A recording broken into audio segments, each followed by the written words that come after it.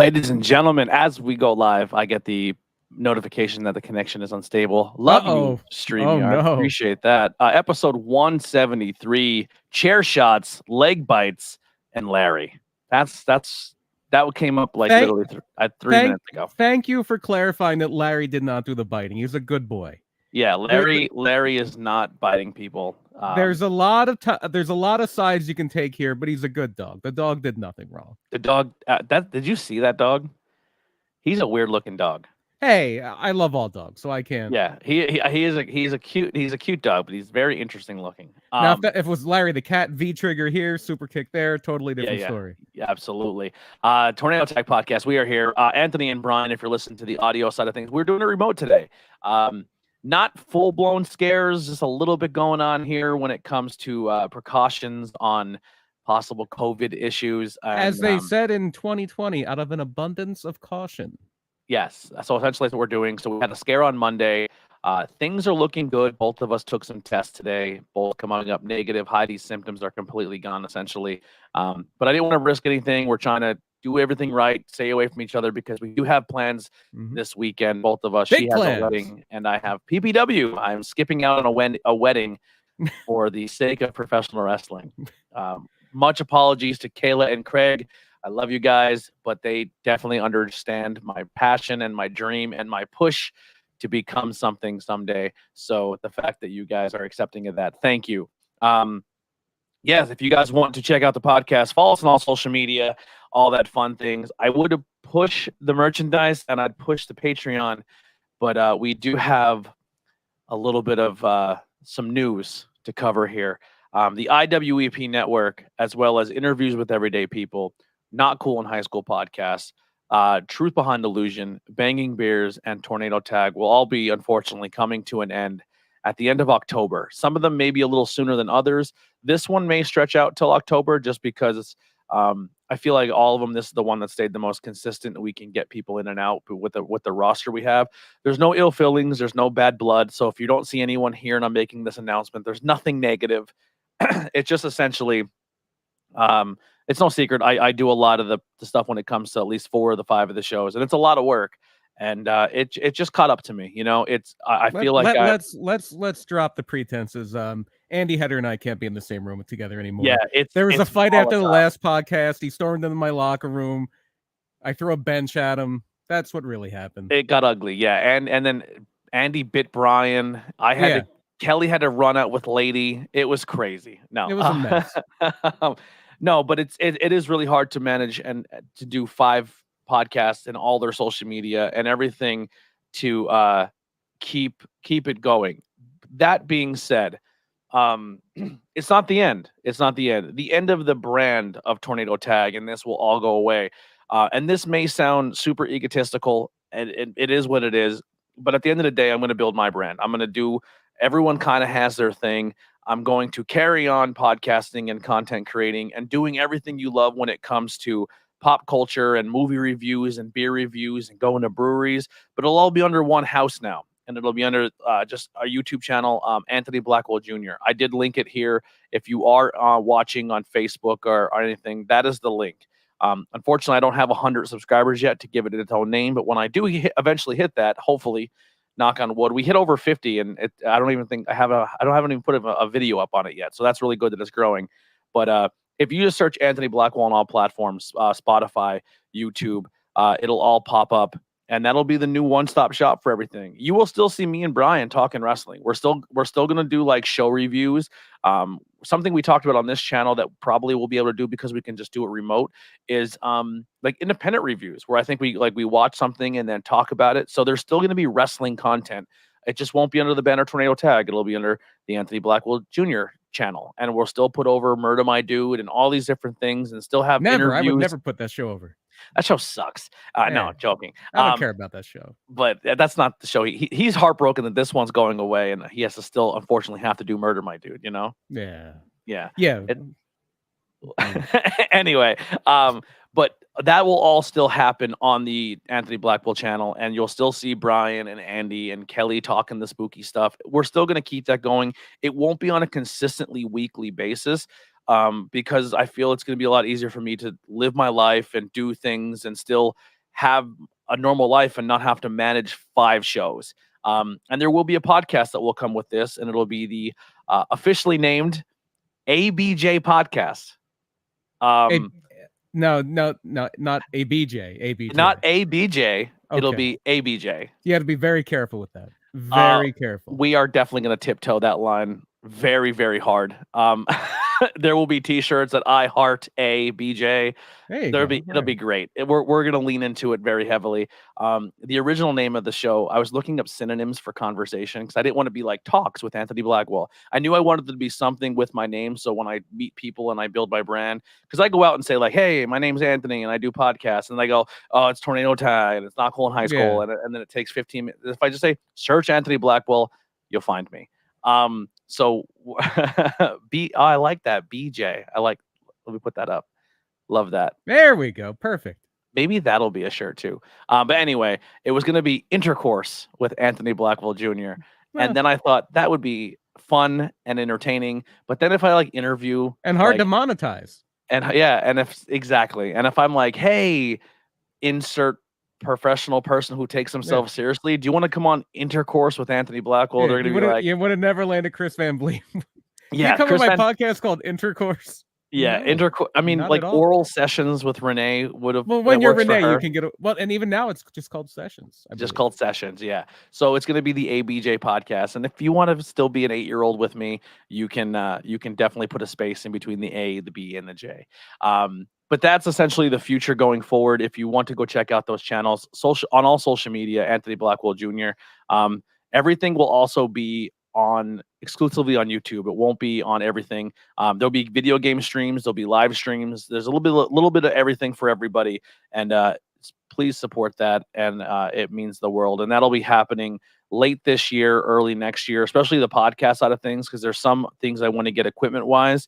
If anybody wants to donate, there is a tip jar as well as a Patreon for the Anthony Blackwell Jr. channel that you can go to and subscribe, and it will help me get that go quicker, because there is things I want it to look like and do, and I have to get the equipment to do so.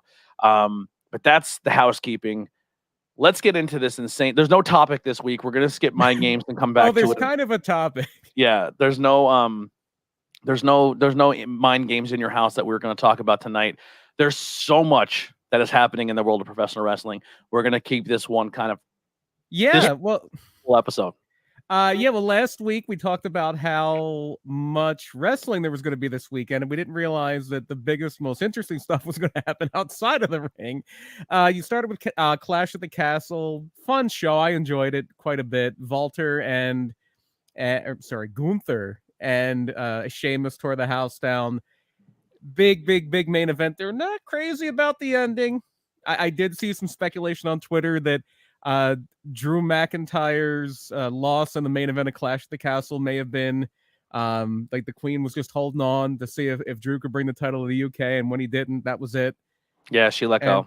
And then is it rude to say like I just don't care? Or is that just American of me?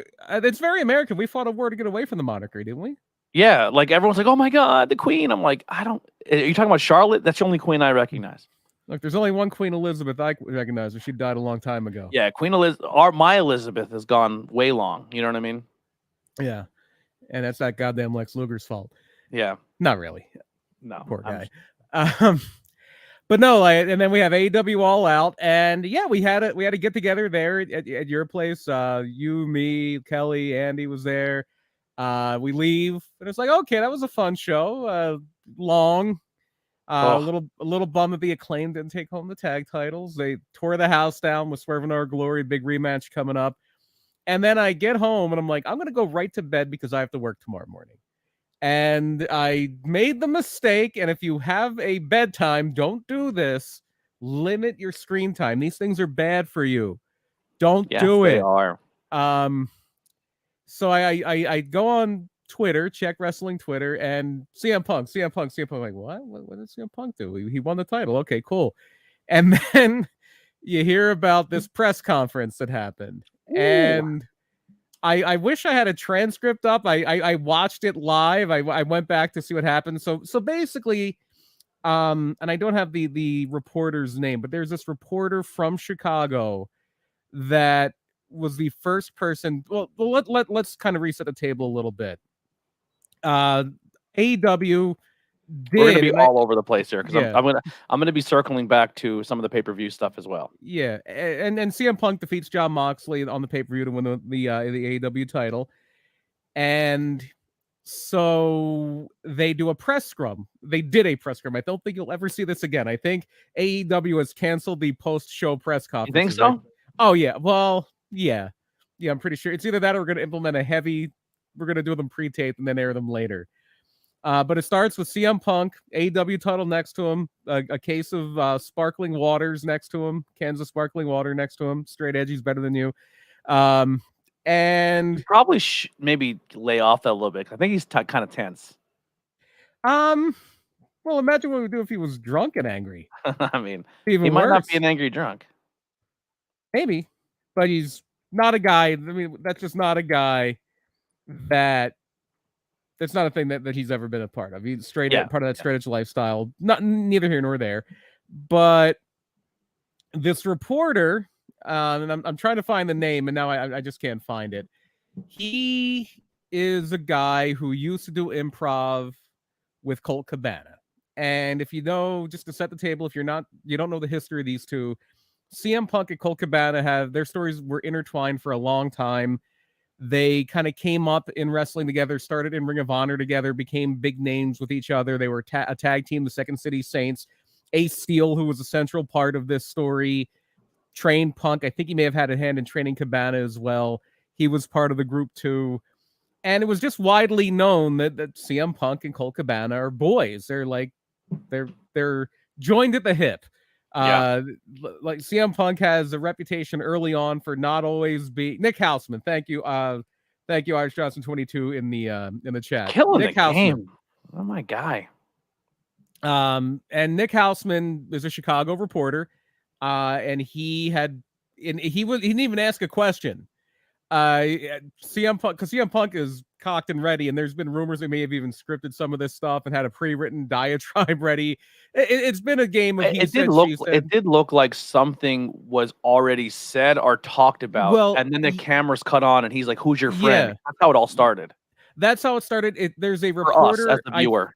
I think she works for Fightful, Denise Salcedo, and she basically filmed it on her phone or I'm guessing on her phone, and she has it in the beginning, and you have like he says his name, he says Nick Houseman, and he stops Nick Houseman before he can even ask a question and says, "Do you still do improv?" And Houseman goes like something like, "Not even a little bit," and he's like.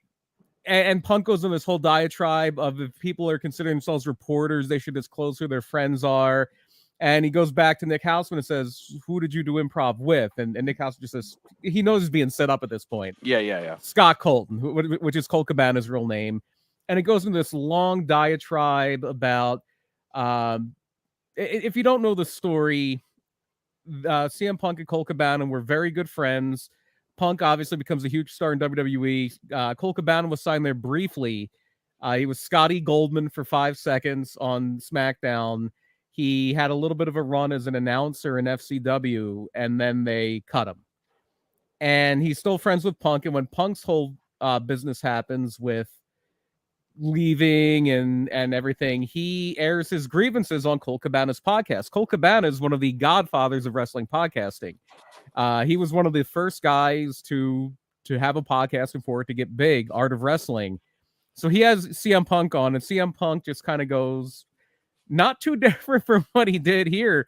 He goes scorched earth on WWE and tells his side of the story on why he left, the frustrations he had, and one of the big parts of it is that he really tears into Dr. Chris Amon, who's one of WWE's physicians, saying he had a hole in his back. He had a staph infection. Chris Amon gave him a Z-Pack. There are all these like allegations of Chris Amon not doing his job as a physician, as a company physician. And so Chris Amon sues CM Punk and Colt Cabana. He sues CM Punk for, I believe, defamation of character, and Cabana's looped into the lawsuit because he gave Punk the platform. And this is why Colt Cabana said, hey, if you're going to have a podcast, look into liability insurance if you're going to have people on there really taking shots of somebody, because you're open to. This is why we say everything is allegedly and our secondhand source. Absolutely. Absolutely. So there's a protracted lawsuit, and the conspiracy theory at the time, and again, this is not something we know for sure, don't sue us. There is thought that the WWE may have bankrolled this lawsuit to kind of put the screws to CM Punk a little bit, and Colt Cabana got caught in the crossfire. And it would, if you're in a big lawsuit like this, it's expensive. And Punk and Cabana had a bunch of lawyer fees, and they had a lot of issues going on. Please don't sue us. I'm begging you, don't. That's gonna be a T-shirt. Don't sue us. Yes. I heart ABJ. Just don't sue us. So, Punk was paying for Cabana's legal fees for this, because Punk has done well for himself. We'll say he made a lot of money in professional wrestling. Now, was he also top paying for like him to live as well, like kind of like an entourage type deal, like you're my boy, I got you? Because he said I was paying his bills and stuff. Or was that just legal stuff? I don't know. And I don't. That's Colt Cabana's business, and I think, yeah, Punk said I paid his bills, but I don't know if he was just talking about his lawyer's bills, or because it's not like Cabana was not making money. His podcast did very well. Mm-hmm. He had some DVDs out, the Wrestling Road Diaries. He's done okay as a wrestler. He hasn't had the level of success that CM Punk has had, but who has? He's like 1/10 of 1% of any professional wrestler ever has made CM Punk's level of money.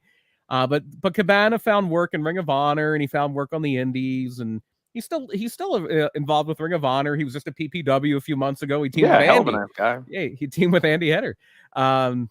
And so at some point along the way, their friendship fractured, and I think it was even before the suit, and Punk was just still taking care of him. I don't know the timeline on that. And then it came out that Cabana was suing Punk for, I guess, not delivering on some of the money that he said he was going to, and Punk countersued Cabana, and it's a whole legal mess, and Punk kind of gets that in the promo, but it's not just, or in the press conference, it might as well have been a promo, because this is on the back of Punk calling out Hangman Page on Dynamite, and you find out that wasn't even scripted. Well, it comes off the back of Colt Cabana being released from AEW. Well, he's still involved. He's involved in Ring of Honor. But there was a point there where he was not under contract. They did not re-sign him. He was I don't know if he was released or just not re-signed. And then a lot of the talent went to bat for him. My understanding is that he was not going to be re-signed, and then enough talent went to bat to him that he was. And then the rumors were, and this is where the promos get ugly and everything like that, and then the stuff's getting leaked to dirt sheets, is that the reason he wasn't being re-signed or he wasn't going to be continued is that Punk was politicking to not keep him in the company. Right. And Punk thought that because Cabana is very friendly with the Young Bucks and very friendly, I guess, with Kenny Omega and Hangman and that group, and it just that they were the ones that and that they were EVPs and they would know. Do you mean little cliques and groups in wrestling? That's a thing? You don't say. So you're saying when you go, there's like 3 guys who keep to themselves, and then another group that keep to themselves. Yeah. That's a thing that happens. Of course, always happens. There's some people who listen who may not be privy to being behind the scenes at wrestling shows. Yeah, and I mean, you mean at the local level, a group of people can get together and get one guy out of a group and then out of a company? It's happened before. Wow. I'm glad I've never experienced that. Anyway. So in this case, Punk blames Hangman. I almost went full CM Punk there for a second. I gotta be careful. I gotta sit here and awkwardly drink water, don't I? They just make funny faces, like the. So Punk goes on and throws the EVPs under the bus, because we have people in this company called EVPs when they couldn't manage a fucking target and things like that. And calls, what do you call Hangman Page, an empty-headed fuckhead or something like that? And And so yeah, he just goes scorched earth, and I'm like, wow, he's firing some live rounds here. Now, play devil's advocate here. Obviously, watching the pay-per-view, I was not team CM Punk going into this card. I thought the lead up to this was terrible.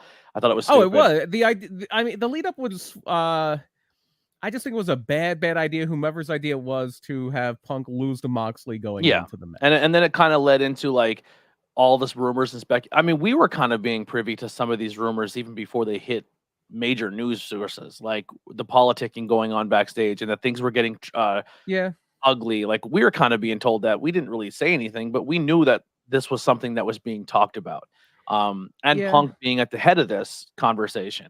But here's my take is I feel like if he felt like now once again, Punk is who Punk is. We're all very well of his personality, but like going into this, if I feel like people who are supposed to be EVPs of companies and there's a group of people that are against me and they're leaking things to the press and the first thing they bring up is like the whole Cole Cabana thing again. And then he comes back and now he has his first opportunity to look in the face of all the people who have been saying it on the internet because they're sitting in front of him in a press conference. I mean, that's just ripe for the pickings for a CM Punk to defend himself. And he's not doing it on national television, but he's doing it at a press conference. Yeah. Punk has never been known as a guy who will bite his tongue. He's been known as a guy who is brutally honest. And I mean, the whole I can relate in some aspects. You can go back to just with the whole Cody Rhodes thing when he was still there. And there was this whole thing that like, hey, around this time last year, maybe even a little before this time, around this time last year, like, hey, it might not be all sunshine and rainbows in AEW's locker room. Apparently, Cody is not on the same page as the other EVPs, and they don't really talk to each other. And Cody doesn't really have a whole lot of EVP power. And then lo and behold, 6 months later, Cody's in WWE. Yeah. And so apparently there was smoke to that fire. And then and unscripted promos seem to be a pretty big downfall in AEW, where they ask for them and then don't like when things are done and said in an unscripted promo. Because this is where there's two sides to each story, and we'll definitely get into that. This whole thing is like the wrestling version of Rashomon. Yeah, it's like, great. The one thing that this has really been kind of the most like and has had the most attention since this is the Montreal screw job, because like, oh yeah, what happened behind the scenes is a little more interesting than what happened on the show. And at least with that one, we have a pretty good idea of what happened, because it was all a work. That's what Scott Hall said. Of course. And there's people who think this is all work, and neither one was. Probably. Who knows? I wasn't there for either. But it seems like both of them were fairly legit. But everybody knows that what happened with Brett is he went into the locker room. He's getting changed. Vince comes in because Vince, what he did was, messed up. But he said, Brett, I'm going to come here face to face, man to man, and you can say what you got to say. And Brett is like, and he said in his book, like, at this time I'm naked and I'm thinking about this as a movie, and I don't want me knocking my old boss out to happen while I was naked. So he tells Vince, I'm going to get dressed, and if you're still in this room when I'm getting dressed, I'm going to knock you out. And Brett, without saying another word, gets dressed, gets up. Vince is still there, and he called it a punch that would knock out a rhinoceros. He knocks Vince out. Apparently, like, Shane McMahon jumped on his back. They pulled Shane off of him. They dragged Vince out. Vince, if you remember, he was in like a wheelchair for a little bit after this because somebody steps on his ankle as they're carrying him out. But everybody can kind of agree and be in a consensus that that's what happened there. And we'll get to it later, but what happens here is a little bit up for debate for now. And it's why AEW is doing an investigation, and they have part of their legal counsel looking into this independently.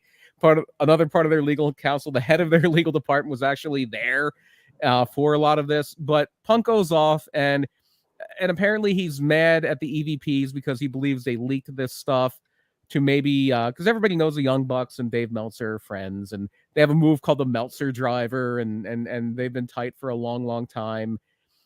But the two of the main like wrestling journalists, because Punk accused the Young Bucks and to a lesser extent Kenny by extension of leaking this stuff that he says isn't true, that he tried to get Cole Cabana fired. And both Sean Ross Sapp and Dave Meltzer have said, We didn't hear that from the Bucks or from we didn't hear that from the Bucks or from Kenny. We heard that from other people in AW, but not from them.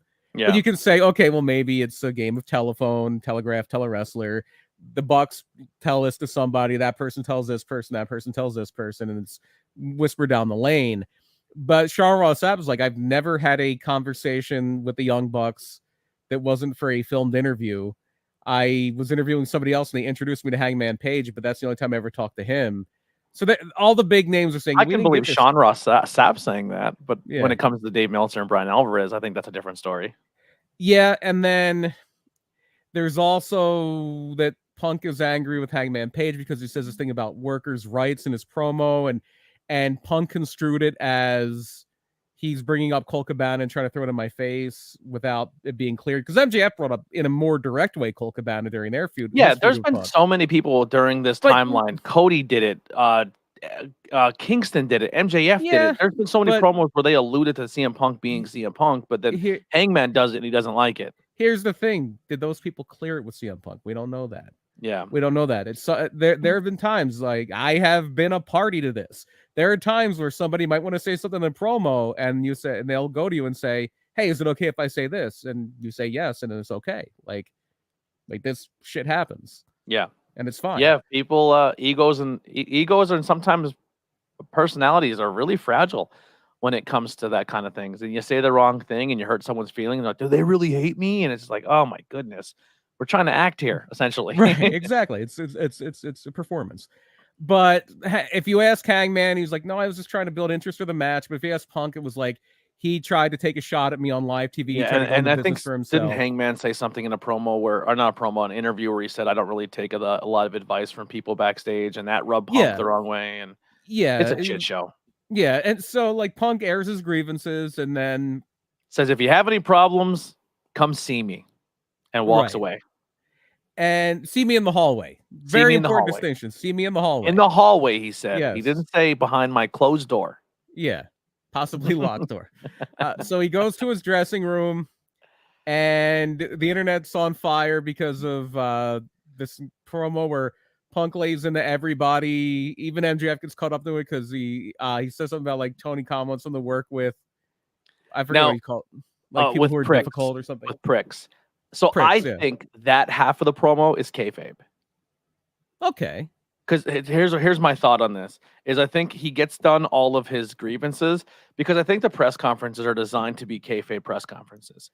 Not always. For everyone except Chris Jericho. Because even Swerve and Keith Lee cut a complete kayfabed version of a promo. Toni Storm was kind of teetering on the line. She did like a champion promo. Yeah. Jericho just went out and told everybody everything they probably should have known about MJF. I gotta be honest, I only watched the Punk one. Yeah, and then CM Punk kind of towards the end was starting to set up the stuff with MJF again, and I don't think he was really saying that he's a prick or he hates him. I think that was the second half of that was him being maybe more lean towards kayfabe. It could be. Yeah. So then the next day, the news starts to leak that there was a fight, and people start dying. People are picking apart the Punk press scrum like it's a Bruder film. And there was videos of people on the other side of the press conference who security run. Yeah, security guys are running out. And so there's this whole thing like, there was a fight, and then just everything kind of compounds upon itself where it's like, Matt Jackson got knocked out, and you find out, Matt Jackson got knocked out by a chair, or not Nick Jackson got knocked out by a chair. Ace Steel threw a chair at him. Ace Steel bit Kenny Omega. Ace Steel just seems like the most dangerous man in wrestling. All of a sudden, he's going to start they super kicked a door down. Well, that's where we get into the two sides to the story. Yes, and if you want, I'll do Punk side. You can do the Buck side. Yeah, sure. So Punk side of it, just paraphrasing, is that him, Ace Steel, Larry, and Ace Steel's wife are in their locker room. And the reason that the Ace Steel's wife thing is a little important because it kind of gives some validity to Ace Steel acting the way he does. Because it says both sides are going to try to paint it to help them out. The door's locked and closed. The Bucks are banging on their door, banging. They're not answering. They're getting changed. They're cleaning up. They don't want any parts of it right now. And also Punk is probably hurt. There's some speculation that he may have gotten hurt during this. What happens next? But if you Yeah, I watch the think match, I a lot think of they're people think he got hurt on definitely, the dive. if there's anything that they've stayed true through with every both sides of the story and that AEW has been putting out or all the dirt sheets is Punk was hurt in the ring. Well, I don't know if Hurt Punk's in the gonna be. I don't ring. know if Punk's gonna be clear on that because if he wasn't hurt in the ring, he might have a. Oh, yes, He might yes, have yes. some legal wrangling. Yeah, everything is he make sure you say he was hurt in the ring, because what we're gonna get to can lead into workplace violence as well as workplace injury on the workplace by said workplace violence, which Yeah, is a great by an officer of the company, by an executive yeah, vice by an president of the company. EVP, which is great if especially if we went into the beginning of the story where CM Punk essentially was in a lawsuit when it comes to malpractice of health at a job. So this is Mhm. he's no stranger to this. So yeah, so the door eventually gets busted in. Ace Steel's side of it was, I'm in here with my wife. I don't want something bad happen. So they immediately start defending themselves. Three guys were busted into the room, so he picked up a chair, started throwing it. Somehow, people are throwing punches, and they were just defending themselves. I And believe that, the story is that Ace's wife got Punk's dog out of there. She was there to take care of the dog. yeah. And then, so he was essentially trying to defend her and Larry, and then they fought and they scooted out of there. And everyone's like, "Oh, well, no, the Bucks kicked the door down. They were the ones who were the aggressors here. Punk's in the clear. He's fine." And then the Bucks out of the story, which I still think they're still kind of the wrong because they went to a locker room looking for a fight. But then there's some speculation that maybe it started in the hallway and then led to a dressing room. But that's where you'll step in here, Brian. So then there's the side of the story of the Elite, the Bucks and Kenny Omega. They say that they didn't kick in or break down the door. They just simply opened the door because they wanted to talk stuff out with Punk. And before Mac could say anything, Punk started throwing sucker punches at him. Nick went to intervene and break it up. Ace Steel throws a chair and hits him in the face. They say Kenny was the one that was trying to remove Punk's dog. As Andy says in the chat here, they're saying Kenny tried to remove Punk's dog, and as he was removing Punk's dog, Ace Steel bit him. And pulling his hair. Maybe he thought that he was trying to abduct Larry, like the big boss man abducted Pepper, Al Snow's dog. Yeah. Maybe he wanted to avoid Kenny turning him into Larry steak. Can we just stop bringing your pets to work in AEW? It's never been good for the animals at AEW. Yeah. Poor Pharaoh got startled by the pyro. Yeah, leave your pets at home or with a dog sitter, please. Animals in professional wrestling have not always been treated that well. Apparently, Matilda didn't get the best treatment from the British Bulldogs. Yeah. Jake was a mess at that point. Coco seemed to really love Frankie. That might be the one. Frankie might have had a good life. There it is. As long as he doesn't turn him into pepper steak. Yeah. Do you remember that? Were you watching wrestling at that point, Tony? Is that where they kind of did a spoof of the Fuji stories where Mr. Fuji apparently really again, Andy in the chat. Hunter Horace Helmsley died shortly after his AEW appearance. Yes. Very true. Animals in AEW are not doing really well. They're not. So yeah, the Al Snow thing was that the big boss man abducts Al's dog Pepper, and then he's one of the great ribs is they do a skit on Raw where he has missing posters. He's like, if you've seen this dog, call this number, and they put them up on Raw. And in the back, while Raw's on live, Val Venus's phone starts blowing up because he put Val Venus's phone number on the poster. Love that. And yeah, then on SmackDown, the big boss man tells Al Snow he's gonna make him dinner to make amends, and he eats it, and then he tells him he's eating pepper steak. He basically killed Al Snow's dog Pepper and fed it to him. Which is apparently something Mr. Fuji really did to somebody as a hilarious rib back in the day. You're dying. I'm killing you. Yeah. You kill my dog and feed it to me, I'm taking your life. Yeah, it's gonna be a John Wick situation. Yeah, you're going down hard. And so yeah, that's the whole Pepper story. And then it resulted in one of the worst matches ever, the Kennel from Hell match. The match where it's a steel cage and a Hell in a Cell around it and dogs in between, and the dogs are supposed to be these vicious dogs, but they're just kind of chilling there and occasionally peeing on the mats on the outside of the ring. and it was hard to see. One of the great things about that is on one of Mick Foley's DVDs, there is an extra thing, a DVD extra might be hidden where it's him and somebody else doing commentary for that match and acting like it's the greatest, like acting like it's like Ricky Steamboat and Randy Savage at WrestleMania 3. Don't you love when you have to do commentary with matches like that sometimes? Way way off track. Oh my God! And we're like this, just looking at each other like. Sometimes you have to polish a turd. It happens. Whoo. Speaking of turds, yeah, they were shitting around the ring as well. Yeah, but yeah, so there's a disagreement over the status of the door, what they had to do to get the door open, who was trying to help Larry. The two sides don't really agree on much. So has it actually been official of what the determination? I know Sports Illustrated released it, but I don't think it really went anywhere besides that, where they're saying the Bucks, Kenny, there's so yeah, I have the list of people who are suspended. Yeah, because there's people who are like, wow, why are they on the list? But once again, a chief brand officer was watching the whole thing. Yeah, well, it was the chief legal officer, Mega Parka. I don't know, I might be getting her last name wrong, but she's like the head of AW Legal. She apparently was, according to some accounts, was talking to the Bucks beforehand, and then they went to Punk's locker room, and she was around, and a lot of agents were around. AEW's keeping tight-lipped because of there's legal problems here, possible legal issues. Yeah, there might be litigation. They're doing an internal investigation. All Tony Khan said, well, we'll get to what Tony Khan said on Dynamite. It was very, very not even acknowledging it. But then you had reports coming out early Wednesday, because on Tuesday it's all like, oh, Punk is in deep shit, because all you're hearing is, oh, like Ace Steel bit somebody, Ace Steel threw a chair at somebody, CM Punk may have been throwing punches, and you don't really hear a lot of the Punk camp side of the story at that point. It's crazy to me that people are like, well, he talked all that crap, so he deserved to get hit in a back locker room. It's like, that's not how the world works. When the stories are first coming out, it was like, okay, well, if you throw the first punch in a workplace, you're probably going to be the one that gets the brunt of the discipline. Yeah. Until you hear like, oh, they kicked his door down, because okay, if you're kicking somebody's door down, if you're in a room that's locked, if you're if you're at your workplace and you're in the bathroom, and let's just say it's one of those single bathrooms where you can lock the door, and somebody kicks that door in knowing you're in the bathroom, you have a reasonable expectation that they mean you harm. Yeah. And now you have in my opinion, you have the right to defend yourself.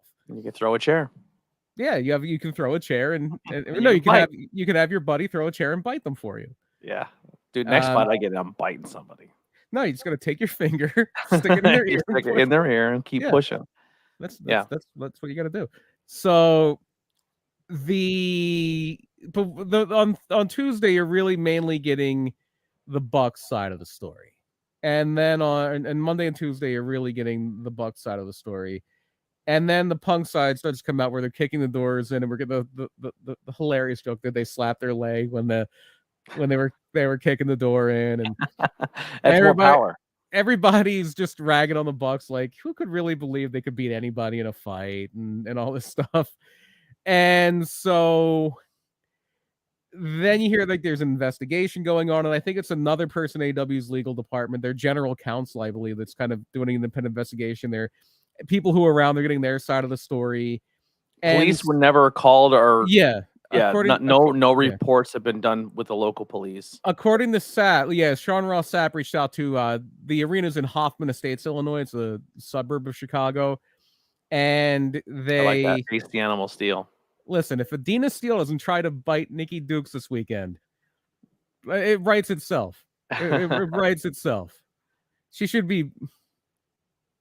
Hogan was there. Nick Reddington knocked himself out. Yeah, Hulk Hogan was there, brother, and he was trying to. What happened was Ace Steel tried to bite him, and his teeth shattered, and that's why we don't see Ace Steel anymore. Yeah, he couldn't. He does look like Jaws, though, doesn't he? Yeah. Well, I can believe that Hogan's skin is also so leathery that you can't bite through it. Yes, Punk tried to push Hogan, and that's how he tore his shoulder. And then everybody got a leg drop, and then Hogan must pose. Hogan must pose. He went back out to the ring, to the empty arena. Yeah. Mm-hmm. But he's still posing right now. Also, Ruby Soho is still waiting to have somebody look at her nose. That was another thing I saw. I heard that's bad. Yeah, and then yeah, Punk does have an injury. So on Tuesday, it's coming out that yeah, there might be some suspensions coming down, and then Punk might be done. Punk might be either fired, or they're going to say, "Hey, Punk, you have to do this, this, and this," and he's going to say, "No, I'm out." And it certainly sounded like when all you heard was Ace Steel threw a chair at somebody's face and bit somebody else, and hey, you should probably let that guy go. He's a producer. They used to call them road agents. Now they call them Yeah. producers. And their job is to kind of make sure the boys don't get out of control. They help them put the matches together. But the old thing was like, hey, boys will be boys. Let's get some of the older boys that might be a little more mature now and make sure they don't get too crazy.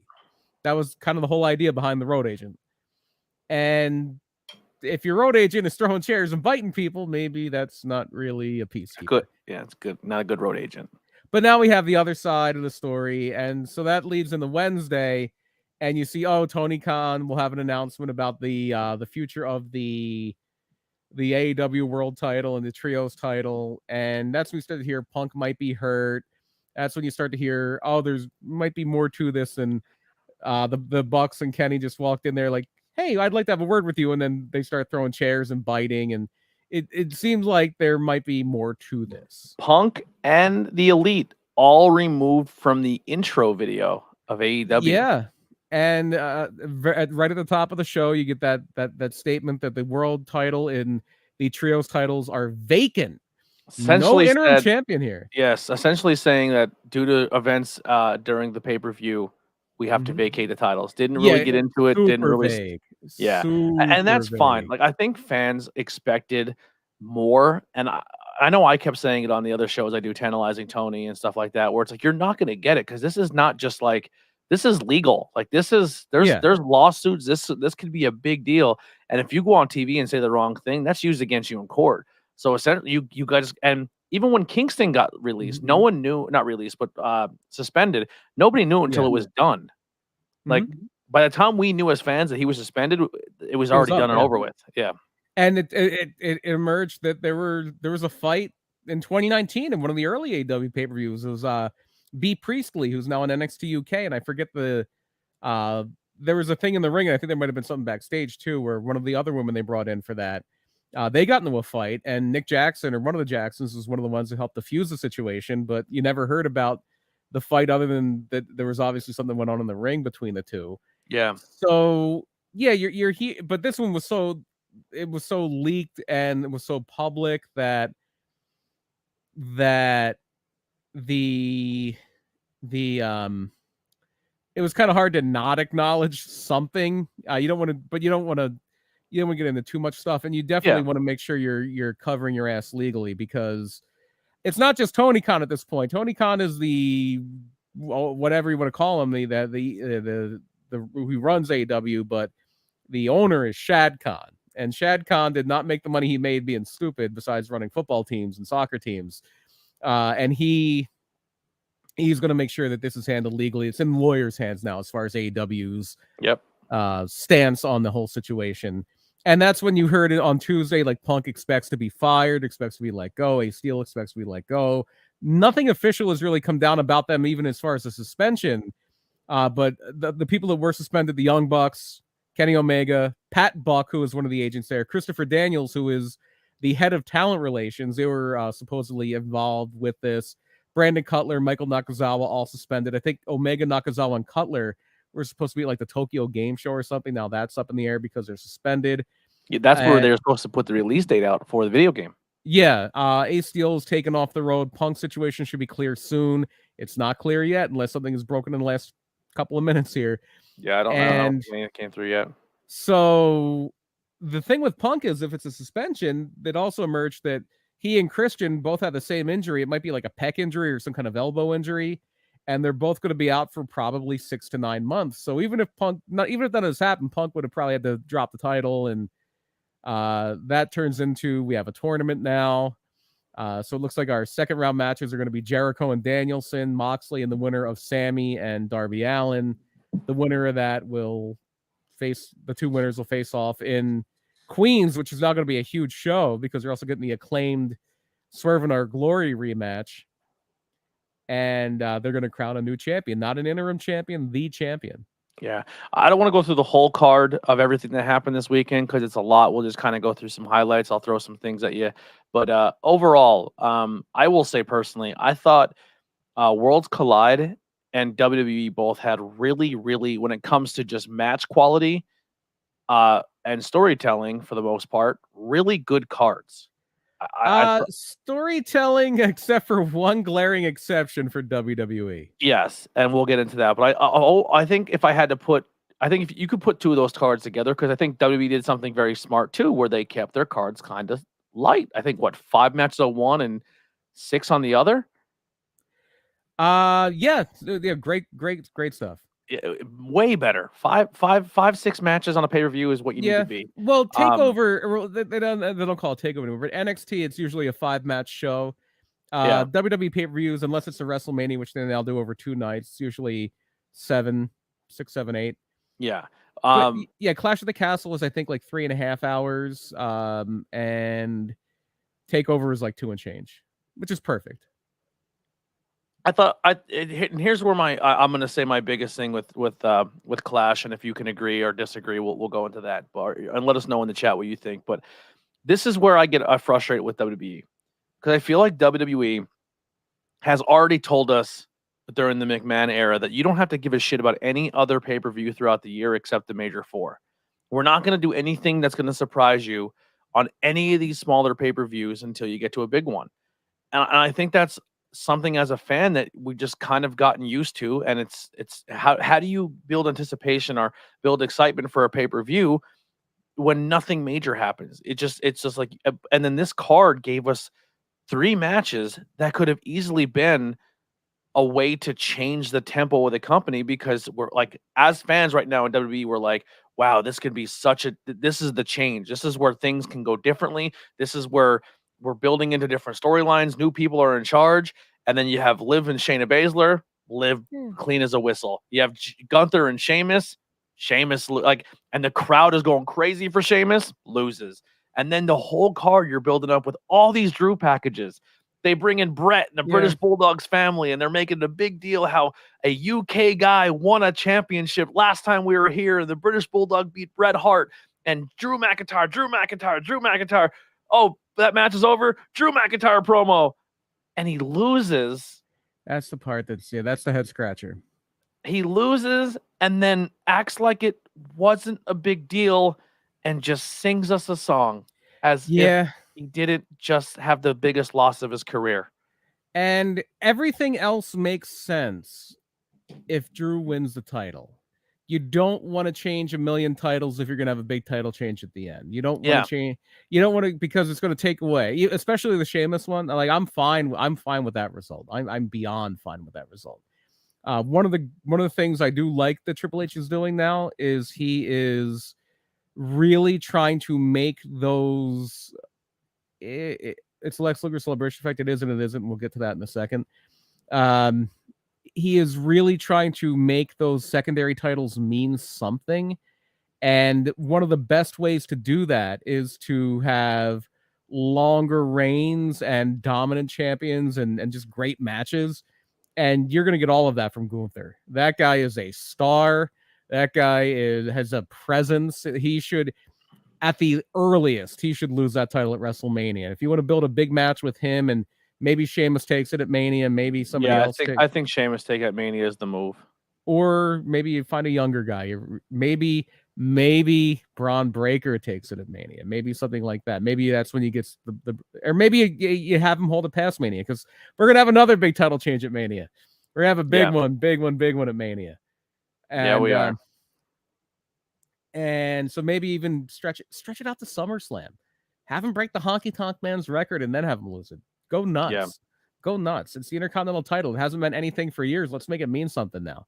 Hasn't meant anything since like Razor Ramon had it. Mm-hmm. And as far as Baszler, I love Shayna Baszler, but if it's not on the cards for her, they might want to just have Liv. Maybe they feel like if Liv keeps it a little bit longer, she's made, and it seems like she might lose it back to Ronda. It seems like who are you gonna do? Dude, I mean, you look at that, you're like, Shayna versus Ronda is way cooler than Shayna versus Liv. Like, I don't know. Yeah, but, no, yeah.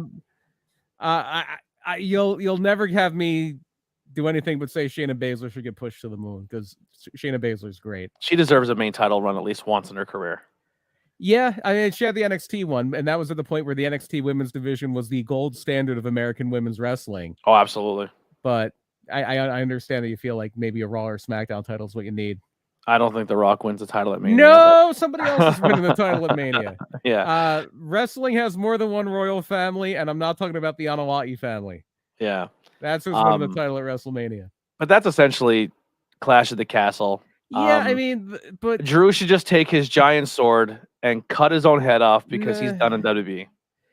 No, this is the end for Drew. If you thought that Drew McIntyre was going to be a #1 babyface, that ship has sailed. Because even if he wins the Universal title in the future, even if he wins the Universal title in the future, even if he beats Roman in the future, he choked at the big moment. Like you can say, oh, the Lex Luger celebration effect. Lex Luger won that match. He won it by count out. And he the plan at the time, and they wound up calling an audible because they kind of lost faith in Luger, but the plan at the time was, okay, we have something hot in Luger here, but the money's in the chase. And WWE never did this before, but this is the first time WWE saying, oh, the money's in the chase. Let's have Luger chase the heel champion and have him win the title at WrestleMania. This isn't like, oh, let's have Drew lose now so he can win it later. It's, oh no, Drew's not the guy. And that is them saying clear. Drew McIntyre is not in our long-term plans as the top babyface in the company. Yeah, if he doesn't win in that scenario, if he doesn't win in that scenario, it's not happening. He's either going to turn heel or he's going to be pushed down the card, and he might have a feud with Gunther over the IC title. All I'm saying it'll be great matches. But over the weekend, I got to hang out with a guy on the independent scene who is probably has a year, maybe a year and a half, if less, maybe even less than a year on his contract in a company. And he is the last member of a team who were all in WWE and were all scrawny little dudes, left the company and came back as monsters. I don't think Drew was ever a scrawny little dude. I mean, he's not the Drew we see now. That's true. Yeah. Dude, maybe we get Heath back. Heath comes back. We form the Super 3MB. I mean, at this point, you might as well throw Drew in a comedy lower card stable again. Why not? Just jacked 3MB. Yeah. Just like if they like they ate the ooze from the Ninja Turtles and they just turn into what they are now. Yeah, 3MHGH. Yeah, the 3M. Yeah. No. Dude, he's such a good guy. He's so fun. Really nice guy. Really happy. And always an entertaining guy. Always one of those guys that was willing to go over the top and and really commit to a bit. And that's a lot of fun. Like one of my favorite matches ever, and it was right after this is when I think Drew and Jinder got fired, and Hornswoggle for that matter, because I wasn't as big of a fan of it because I felt like it was an inferior version of what Gunther and Sheamus tried to do. But I was reading like this discourse, like, is Kingston versus Ishii from the Full Gear 0 hour pregame show, or Full Gear All Out pregame show, was that like the best pre-match show ever? And people were like, no, it was awful. I thought it was fine. It was a little too slappy. Like, okay, I get it. You're gonna really hit each other hard and make each other have welts and bruises and cuts on your chest. Ishii is kind of limited in what he can do now because of his age and how much he's put his body through. But that's been his thing for a while. Let's hit each other hard and then drop each other on our head. Yeah. And for that, it was fine. I just thought Gunther and Sheamus did it better the day before, which kind of made it lose its luster.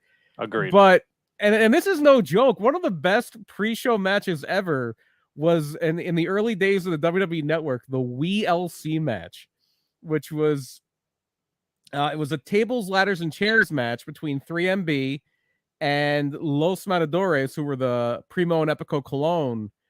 But they had their mini, the bull, El Torito, who was a little person in a bull costume.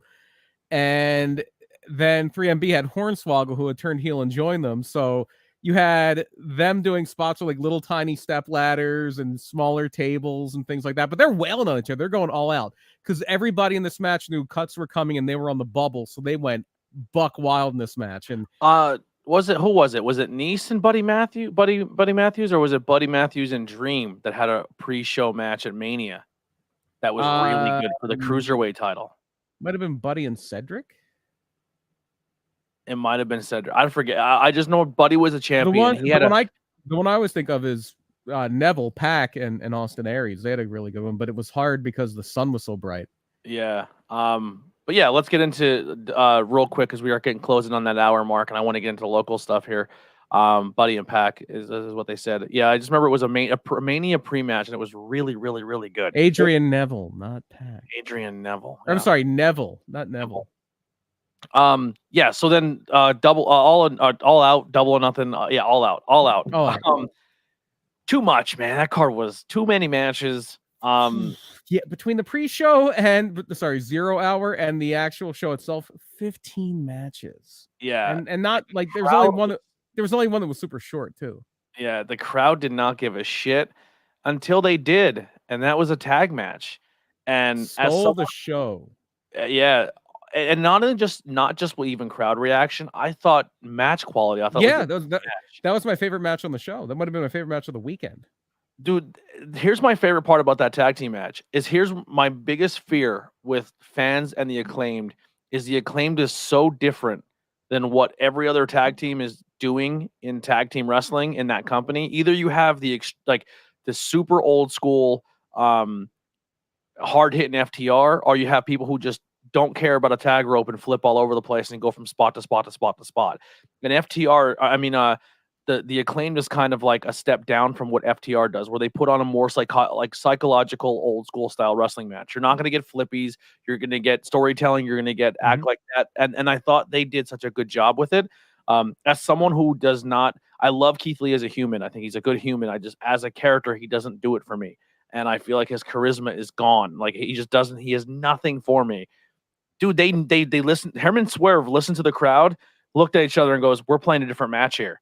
And just like, it was beautifully, it was done so well. And that just shows you how talented all four of those were in the ring and how great they were doing. The only thing I could have got rid of is maybe the Billy Gunn spot where he got up on the apron.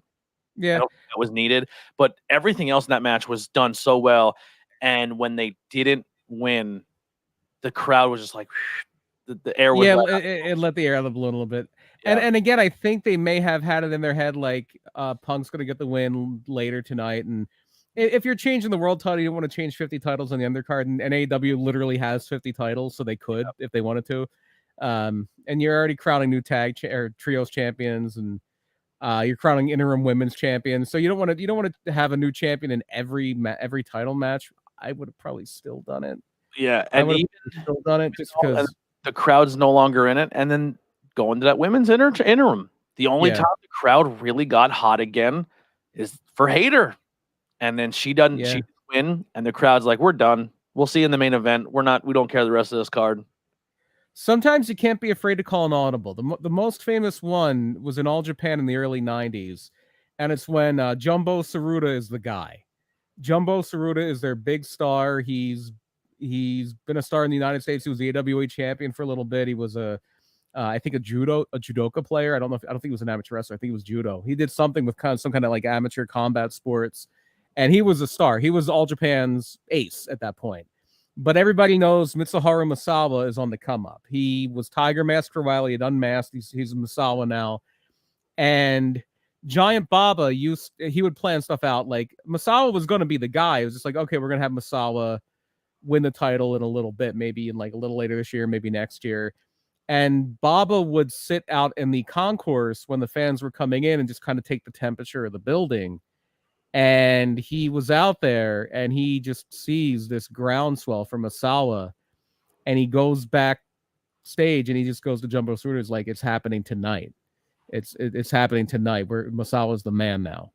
And I think Tony Khan, because you heard about these whole things where, like every title change up until I think Punk was kind of planned out. Like they knew they were going from Jericho to Moxley to Kenny to Hangman.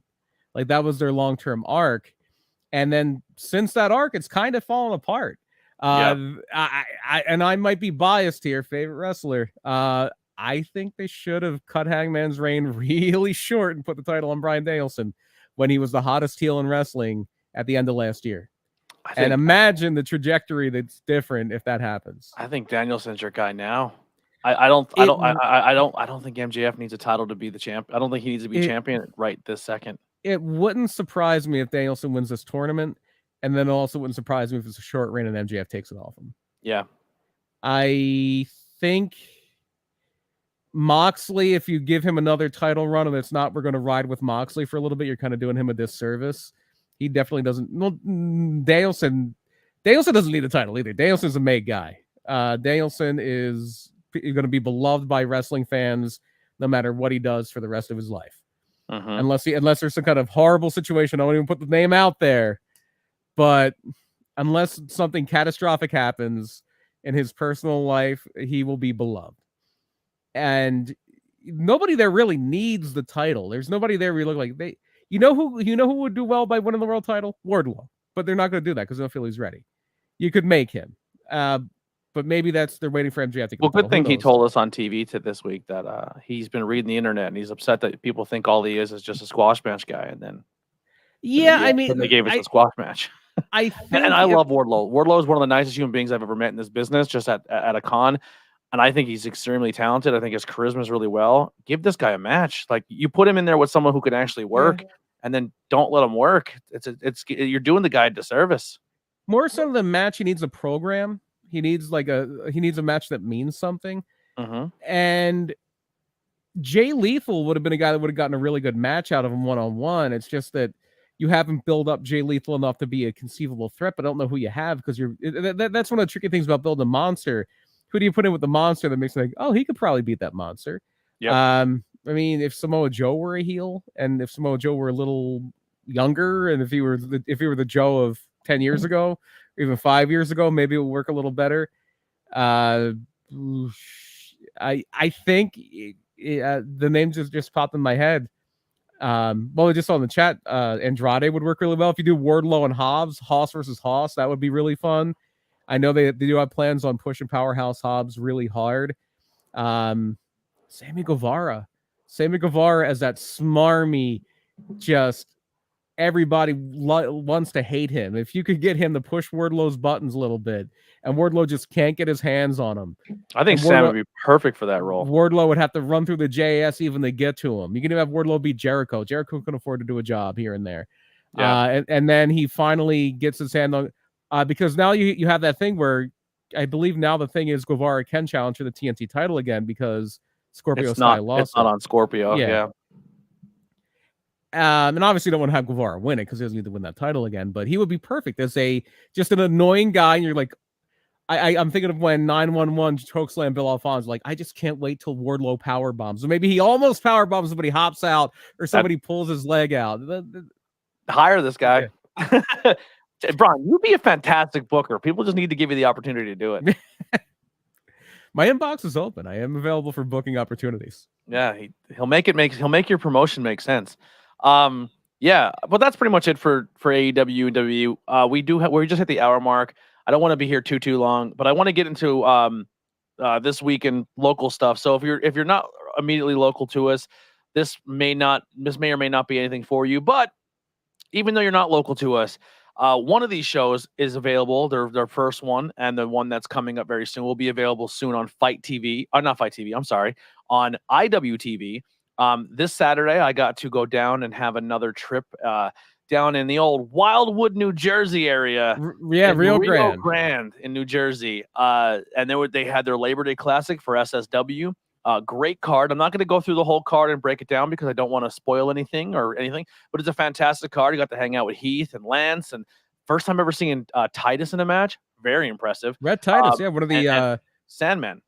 Red Titus, a product of that ROH dojo, now the Worldwide dojo. Him and Lance killed it. They did a great job. But yeah, definitely go check out SSW on all social media. Follow them. I'm very, very honored that they have me, and probably one of my favorite people to ever work with is Pete on commentary.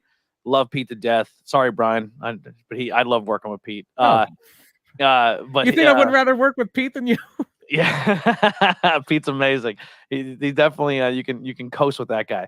But yeah, so definitely go follow SSW and go check out their last show on Independent Wrestling Television, IWTV.com or independentwrestlingtelevision.com. And then yeah, IndependentWrestling.tv, I believe. Thank you, address, IndependentWrestling.tv. Now let's get to the show that will be at this weekend. I'll be on commentary. Shows will be at this weekend. Yeah, good call.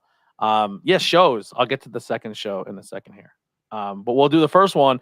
We'll be here at Saturday at PPW the anniversary. Yes, at the, I believe they're calling, are they calling it the Signature Event Center now? I believe it still says Signature Training Academy on the poster, but I believe they're rebranding it as the Signature Event Center because they have put some work into that building. Oh yeah, they did. The floors are new. There's staging. There's more lighting. There's a lot going on there. Just in time for PPW 9. Do you know how rare it is? How rare it is? And I know they had time off because of COVID, but that's nothing they could have done about it. Do you know how rare it is for an independent wrestling company to last 9 years? This is something we're celebrating. And here's my personal guarantee. This will be much, much better than WrestleMania 9, which was one of the worst WrestleManias ever. This will be much, much better than that. Guaranteed. Please tell me in the chat what that is or send me a DM. I would love to go and watch it. I love checking out stuff on IWTV, but IWTV has is that all over the world. Australia or Melbourne? Yes, he is from Australia. Awesome. That is our boy. He's a good dude. That's really cool. I hang out with him a lot on CR Media's channel. If you're on Twitch, go to CR Media 1988 and check out. They have the hot tag as well as their post Dynamite show every Wednesday. They do a great job. Really good guys. I go in there and mess up their stuff sometimes, but they always welcome me and they're good people. Him and Tantalizing Tony are two of my favorite places to go and talk wrestling with some buds. But let's get into some of the people that you can meet. Obviously, you see some of them on the poster here, but let's get it more in depth here. Davey Richards will be doing autograph signing and in action. A former Ring of Honor world champion, Davey Richards. And a guy who's been a PPW fixture. He had that brief golden ticket for a little bit. He's a do I have to sell you on Davey Richards? Really? Yeah. One of the few people not involved with New Japan or AEW or WWE to be the Wrestling Observer Wrestler of the Year. I forget what year it was. I saw him tear the house down. Here's the thing. Here's one of the greatest testaments I can say to Davey Richards. Back in 2006, I went to an ROH show in Edison, New Jersey at the Inman Sports Complex. And the main event was for the ROH World title. It was Bryan Danielson defending the title against the greatest Ring of Honor World Champion of all time, Samoa Joe. And they went to an hour draw.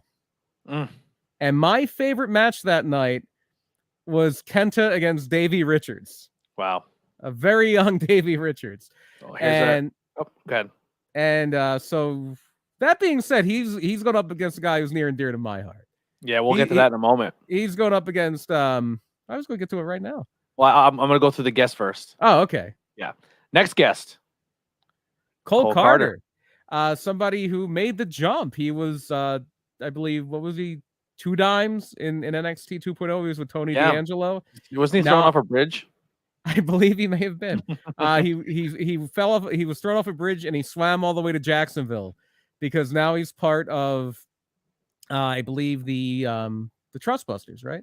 Yes. With Carter Boudreaux, another NXT castoff, and Slim J, who I haven't seen in 20 years, and he's on TV again, and Ari Daivari. So yeah, Cole Carter making a name for himself on the Indies and in AEW now.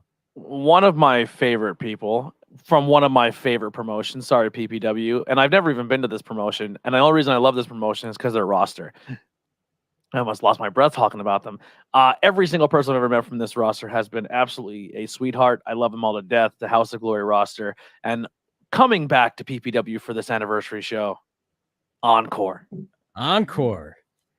A PPW mainstay. It looked like he was well on his way to winning that PPW heavyweight title, but then had to take some time away from the promotion. The fans never forgot him, and he is back. I have been petitioning for as much as people want to hear me now. Listen to this match. Encore, one of your best baby faces right now in wrestling, with his dance, his swag, his smoothness. And who's one of the best heels? Just goes in there and just tells the crowd to go F themselves, hates everybody. Dude, I want Encore versus Jay Bougie. I don't care who books Oh, it, how okay. it gets done, but could you I imagine them in a package together? Yeah, I was thinking of somebody else that's a PPW. Well, he might not be a PPW mainstay anymore. So I was Yeah. thinking of the Mecca Brian Johnson. Oh, that would be good too. But But who knows Encore if he's versus coming back to Bougie. PPW? Last I saw Brian Johnson, we were trying to chase him down for an interview, and he was storming out the door. So who knows if he's ever going to be Yeah. back again? Well, speaking of people across the pond, and probably one of the coolest people, we have like 3 or 4 back-to-back people who are just really, really good people. But this one, he's going to stand out for me for life. Big Damo. Big Damo, former Progress heavyweight champion, formerly Killian Dane in the WWE. And yeah, just a fun guy to be around. Just a fun guy to be around. Like I'm excited for this, less for the match because I don't really get to watch the matches at PPW, but just to spend an afternoon with Big Damo again because he's a fun guy to be around. Yeah. We always go there and like, I wonder who they're going to put us with the meet and greet. And there's not one person on this list that I wouldn't mind hanging out with for the day. And another great guy, love this dude to death. Real quick with Big Damo, he may have been the guy that made my predecessor in PPW, Tom Mitchell, say, I'm done with this interview stuff. I'm getting in the ring. Because one of the last interviews I remember Tom Mitchell doing, Big Damo was shaking him and just had him down like just over the top of him, and he threw him down so hard that the curtain behind him fell onto Tom Mitchell. Oh wow! And Tom Mitchell's like, "I'm getting in the ring. This is too dangerous for me." Yeah. Here's and this is not me knowing anything, it's just a little thing that I'm throwing out there, and if it comes true, then you heard it here first. But have you been noticing Nikki Ash and Dewdrop fighting a lot backstage? Yeah, and you see it. They've been teasing some stuff pretty heavy with Nikki. Yeah, if she comes back as Nikki Cross, I know Damo's available. I know that Wolf guy's available, and I heard what's the name in Impact's in contract is either up Eric or Young. very, very close to Eric Young's maybe a free agent as well right now. Do we get Sanity back in WWE? I don't know. I always felt with Sanity that the sum of the parts was better than the whole. Like it didn't really hit for me, even though there's some super ridiculously talented people in it. Yeah. I think if you bring those people in and you push them as singles, you're going to get a lot more return on your investment if you push them as a group. Yeah, they need help in the tag team division, so let's just throw 2 of them as a tag team. We've talked about this with Swerve and Our Glory, maybe off air, but I'm a big fan of the team that has because of the old Hart Foundation, the big guy like Jimmy Anvil, and then the smaller technician guy that can really get it done just by tying people in knots. And that is Big Damo and Eric Young in a nutshell. Yeah, absolutely. All right, well let's talk about nutshells here. I don't know why that was a segue, but he'll love it. Brian Kendrick, this guy I love. Are you calling Brian Kendrick a nut? I'm going to tell him you said that. He would call himself a nut, and you know it. Brian Kendrick, I love this guy to death. Always entertaining, always funny. Someone to hang out with and talk backstage. Sweetheart and still can fucking bring it in the ring. Just to sit at the learning tree that is Brian Kendrick is an experience. Yeah. And a guy who was very gracious with his time, very gracious with his wisdom. And I don't use the word wisdom lightly either. Yes, he's and let me tell you, if you see a match with him in it right now, you're still at the end of it, you're gonna be like, holy crap.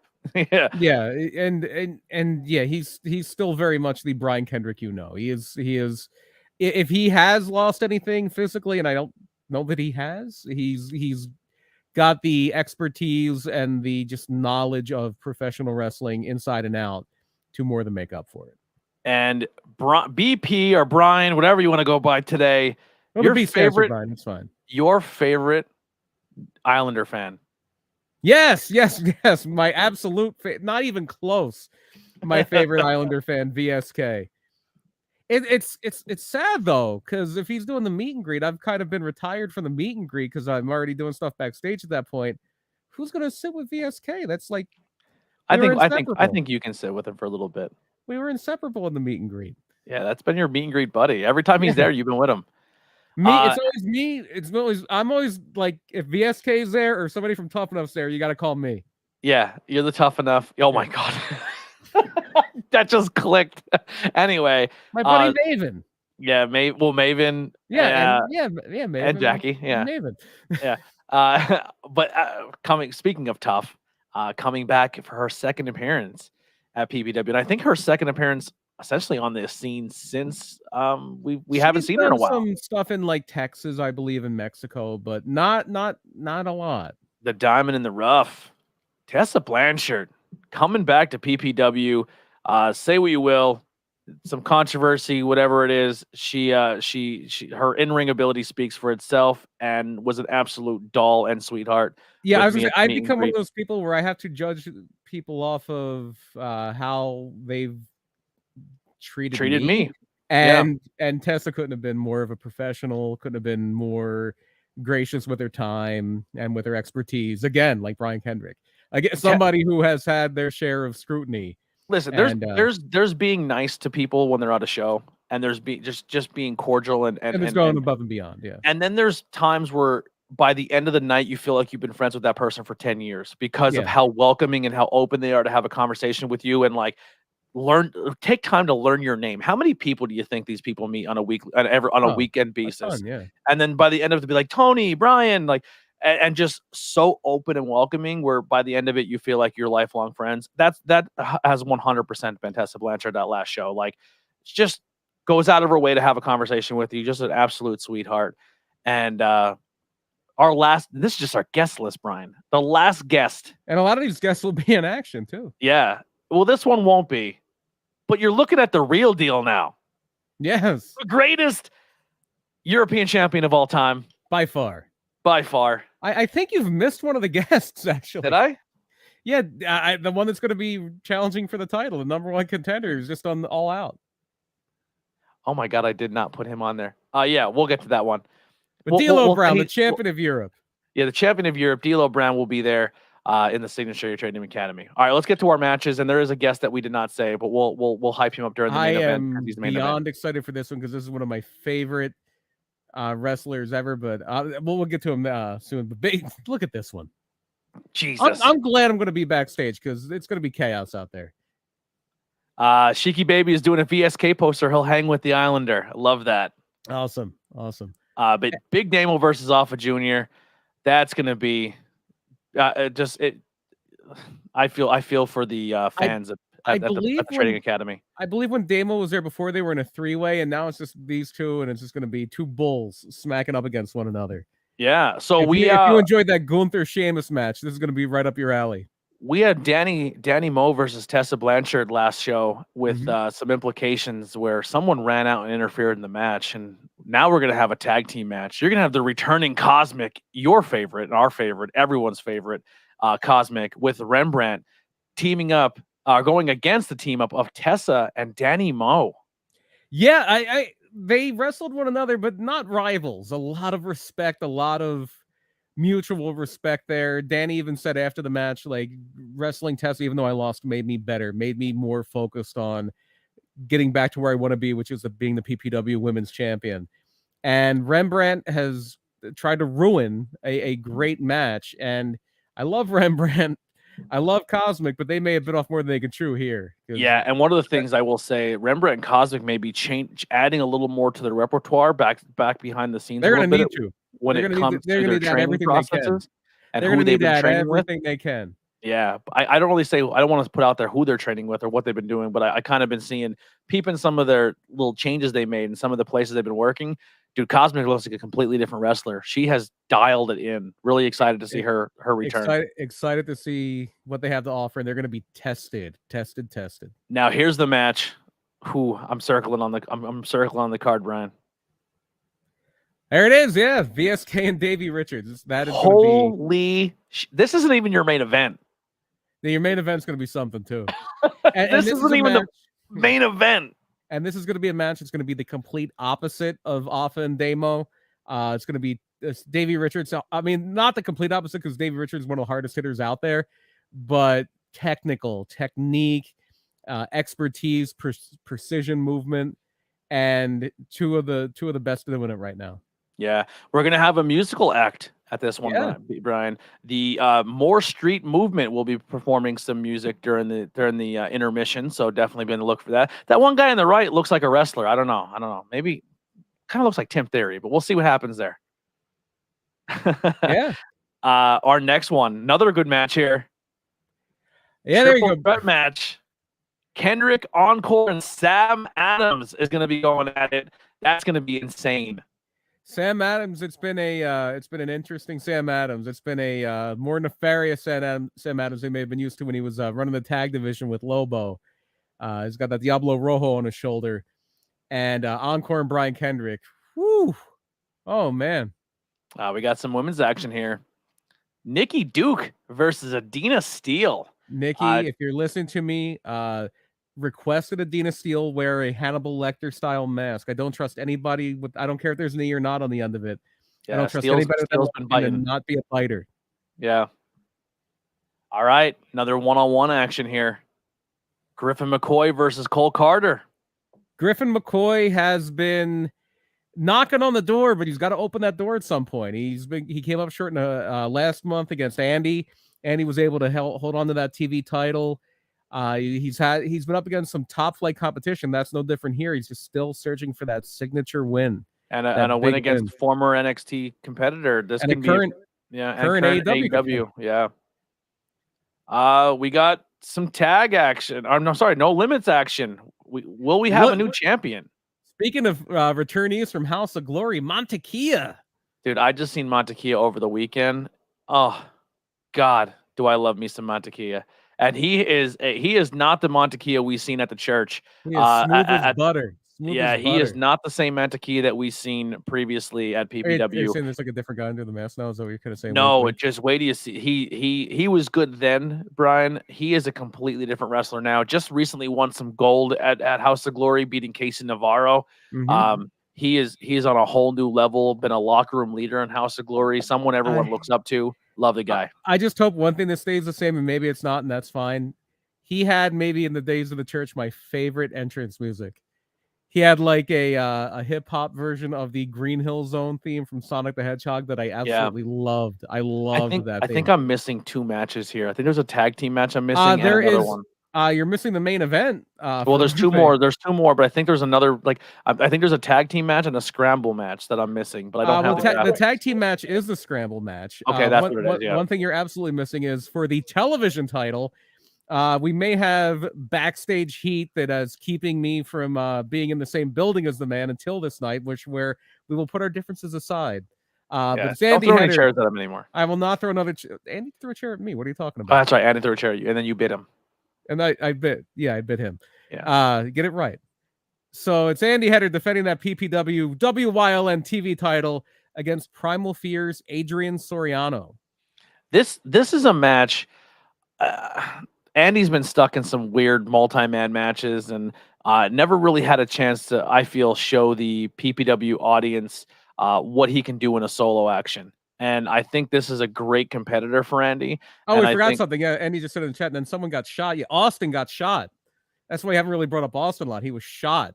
He's in the ICU right now. Yeah, Austin got shot. But Andy, this is an opportunity for people to really see what Andy Header is all about, especially like Andy Header. Like I said, he's been in a lot of multi-man matches, a lot of rumbles.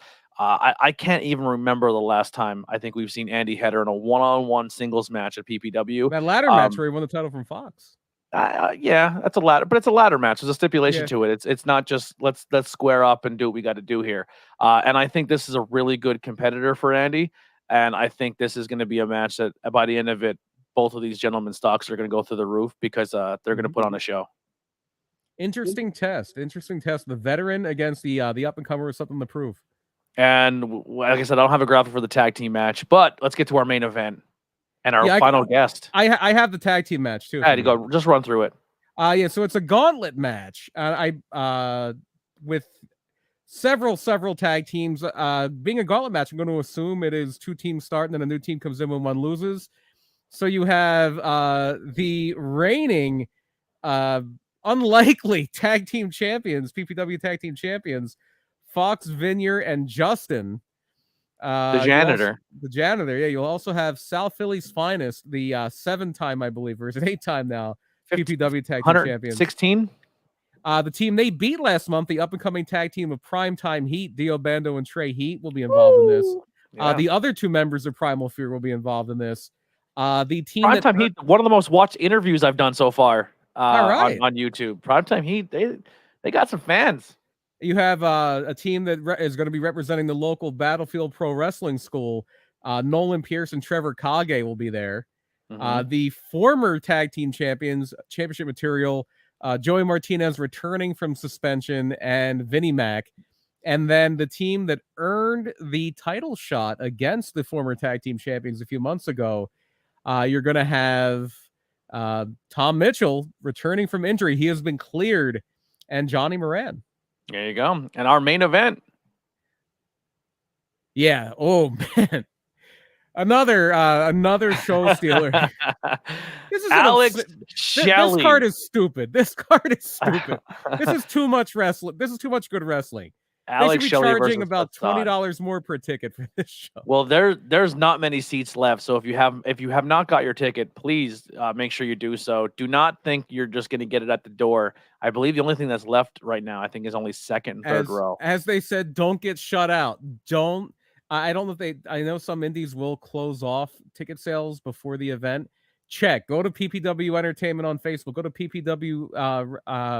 I have to look up what their actual website is here. I think it's PPWentertainment.com. It's PPWWrestling.com. PPW Wrestling. There you go. Try to get your ticket because there is a very, I would still come to Broadheadsville at 137 Aaron Lane, Broadheadsville, Pennsylvania. There's always that chance that you might be able to get a ticket, but through the windows. But you might be. There is a chance. And this would happen at the ECW arena all the time back in the day. There's a chance you may be turned away. I would still come to check. Sometimes seats open up. Sometimes I say, hey, we can squeeze a few more people in. But if you miss Facade and Alex Shelley, oh, man. The GM of Outbreak Wrestling saying Facade versus Alex Shelley is some of the best booking I've seen in a while. There you go. That's Outbreak Wrestling giving the old tip of the hat to PPW. And I did see your other comment. There might be a Hamburg street fight coming up pretty soon. Andy Header. We'll promote that. We'll promote that next week, buddy. That's why I bid him. I was trying to get him ready for the Hamburg street fight. You got to expect anything. And that's essentially going to be PPW. They already announced, Brian. We're going to join the Illuminati next show. Yes, eyes wide open. I've always wanted to control the world, and they announced their first guest who will be there. Have no fear.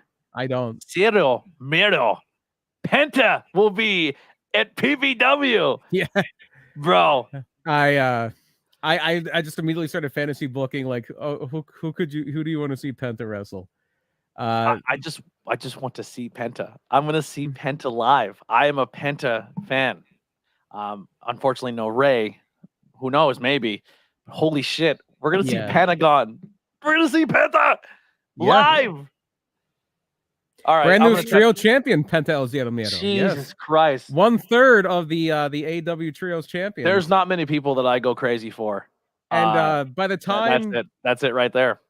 Are they? No, they're not quite the longest reigning AW trios champions yet, but they will be very soon. Jesus. By this time next week, Death Triangle will be the longest reigning AW trios champions. And 1/3 I'm so fired up for that. Will be at eyes. Honestly, the only other guy that I was kind of like excited for to meet, like a lucha guy, was at Outbreak. I got to meet a guy at Outbreak. I was Mil Muertes, yeah. Mil Muertes, man, I loved Lucha Underground, and him and Mil were like my two favorite people, and Ray Phoenix. But then we have Outbreak, next Sunday or next Saturday. Kevin Kelly will be at Outbreak Wrestling again. We're gonna do a full breakdown of that card later on next week when we cover the full Outbreak thing. But here we go. Sunday. Such a big weekend. We are going to be at the Sanctuary. Best way to experience Sanctuary is be there live.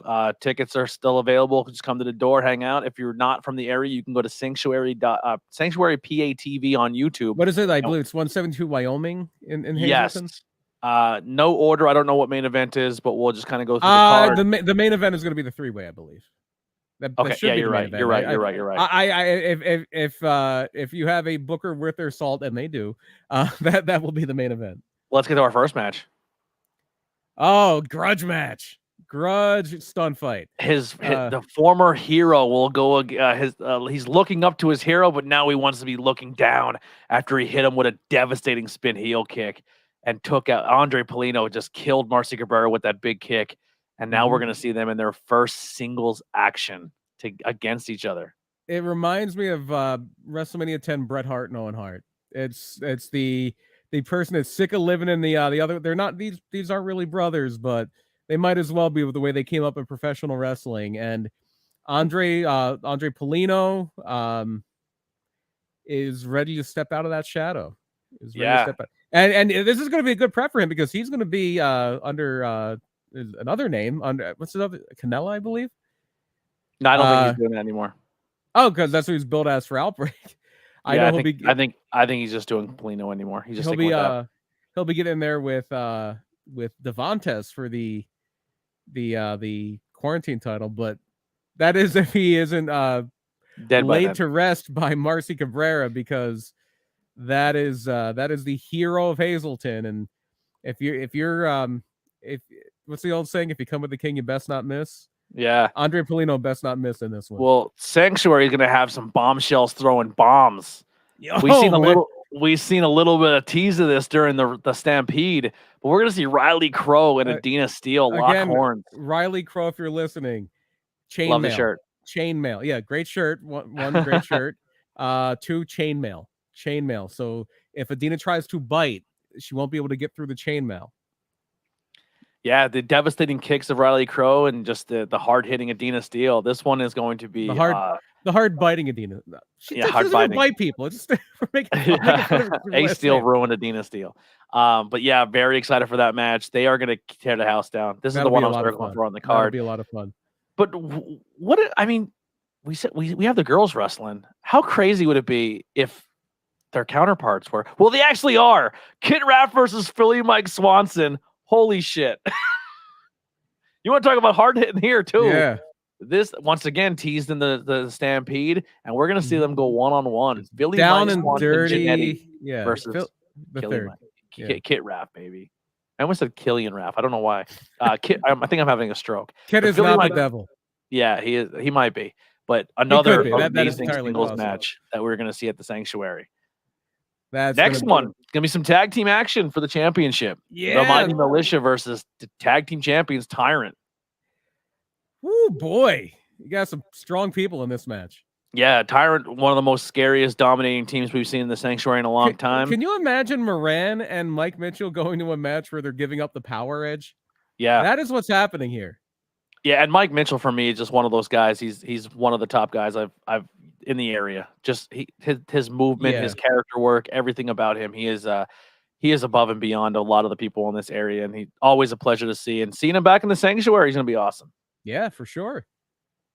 What do we got here? And then the main event, Brian. There it is. Yeah, Jordan Palco versus J.S. Hawthorne versus your Spotlight champion Prince Ahmed. And not only, I believe, the Spotlight Championship. I don't know. I'm not sure if it's on the line. I don't think that's on the line. I think this is just for the number one contendership to the winner of this goes on to face title. Ace Austin for the World Championship. And now a legitimate World Championship defended in Australia. Yeah, Palco and Hawthorne went to a time limit draw. They wrestled for, it felt like 45 days. And with no winner, and Billy Walker comes out and says, enough of this nonsense. You guys got to, I'm adding my boy Prince in here. And that's where we're going to find out who goes for the World Championship. Yeah. Big stakes. Couldn't be bigger stakes. And that is going to be a barn burner of a fight too. Palco and Hawthorne tore it down in that draw. And then you add Prince Ahmed into the mix. You can watch that absolutely free. Just head over on Sanctuary PA TV on YouTube. And that will start at 7:00. I'm off the next day. I'm good. I'm off the next day. So you hear us on took some time off. You will hear our voices on commentary for that Sanctuary show. So, and if you're in the local area, please tune in and head over to the Sanctuary in Hazleton and come watch a great show. So PPW killing it on Saturday. Sanctuary going to be tearing it up on Sunday. Next weekend we have Outbreak Wrestling that we'll be doing a full coverage of next week. A lot of awesome stuff. Like I said, Tornado Tag. We do have a couple more weeks left in us here, but also carry over with myself and Brian over to the Anthony Blackwell page over on YouTube. I will put the link in the chat one more time. There's the link. Click it up. Watch it. If you are also on Twitch, if you search Anthony Blackwell Jr. on Twitch, I will be on there as well. Only for live stream stuff. So I will be doing video games and live streams where we'll just kind of be doing what we're doing here, but it won't be like episodic, like episode 1 to wrestling talk. It'll just be like Tony and Brian talk WrestleMania 1. Tony and Brian talk I don't want to Chikara talk. 48. I don't want to talk about WrestleMania 1 sucked. Yeah. Have you ever seen WrestleMania 1? It's not good. We're going to be talking about it at Pilgrim. I'm hoping we're talking about is that officially? Because I'm hoping we're talking about Royal Rumble 92 instead. We'll put it in there. Say, hey, can we change it? I did. But that'll do it. Brian, what do you got to plug? Murder My Dude. If you look up wherever you listen to audio podcasts, Spotify, Apple Podcasts, Google Podcast, Podcast Addict, whatever you're using to find your podcast, look up Murder My Dude. It's a comedic spin on true crime. And we're a bi-weekly show. Last week we did a story on Lori Vallow, who is going to be the subject of an upcoming Netflix special. I think it's coming out next week. And you can get a little heads up on her story. This coming Friday, next Friday, which would be, I can do math, that would be the 16th. The 16th of September, we will be covering Adrienne Shelley. Did you ever see, she had a thing on HBO Max about her husband did it. There was a movie called Waitress. It became a Broadway show. She wrote it. She was one of the actresses in it. She's been she was in movies for a while. Was found dead in their office. She converted their own old apartment into an office and was found hanging from the shower curtain. Oh, wow. And initially thought of suicide. Her husband pushed and pushed and pushed and pushed to investigate it as a murder, and went into his own pocket, went into his business for himself, as they say in pro wrestling, to really find the truth, and he did. And we'll be talking about that story next Friday, the 16th. Just look up Murder My Dude. We have, I believe, 140 episodes out now. The back catalog is always there. That's one of the great things about these shows. They're evergreen. We get sometimes tons of listeners just off of old episodes. Yeah, we have, and I'm not getting rid of anything from the network. So if you want to go back and check out Truth Behind Illusion, if you want to go back and check out Not Cool in High School, if you want to go back out and check out more past Tornado Tag podcast, I'm not saying it's done, but I will say this: like, if you go look at some of our numbers, at least, especially on the audio side, we like I said, we've been trying this for like 3 to 4 years. We're hitting like 200 people subscribed on YouTube. It's just, and then just the expectations of everyone across the board and trying to get everything accomplished. It's tough. It's really, really hard. But if overnight, one of these nights where people are just like clamoring to Tornado Tag podcast and the merch sales go up and everybody wants it back, anything's possible. You know what I mean? I'm not saying they're done forever, but we are saying for now they are done. But I would definitely want to swing everyone's attention real quick over to the almost done. We're only mostly dead. Mostly done. Yeah, there's a few left to go before we're done. Look at this stud right here. Hey, I know that guy. Yeah, nice hat, beautiful hat on that guy. Hate the hat. I'm gonna Photoshop amazing that.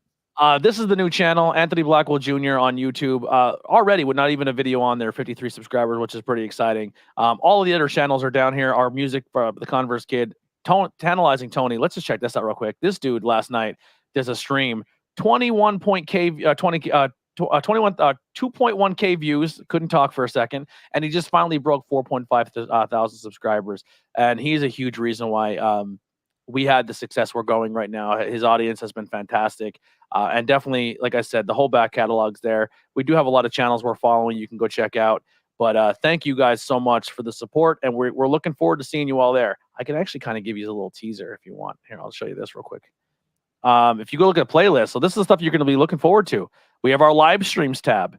We have our spooky stuff. We have our pro wrestling. We have beer, bar, and brewery reviews, game streams, the ABJ podcast, unboxings, pop culture reviews. That can be video games, comic book, movies, television. Gear review. A lot of people always ask what gear I use and why. How do I get the look I get and what I use when I go around? Well, that's going to be the place to look. I always like to buy new things and try different gadgets and stuff.